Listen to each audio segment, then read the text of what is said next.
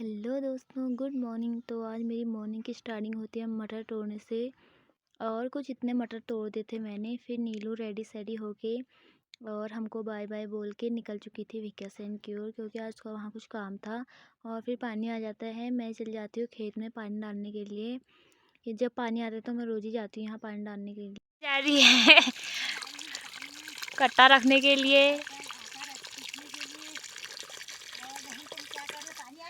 हाँ, पानी आ रखा है। बंदर नहीं आ रहे ना तब। ठीक है, बाय बाय। अम्मा के साथ गपशप मारने के बाद मैं आ जाती हूँ शिवानू लोगों के घर। और यहाँ पे परी बैठी हो रही है महारानी के जैसे कुर्सी में। और फिर ताई लगा रही होती है ताऊ के सर में मेहंदी, क्योंकि ताऊ के बाल हो गए हैं सफ़ेद। और मैं आ जाती हूँ यहाँ उनकी वीडियोस वगैरह बनाने के लिए।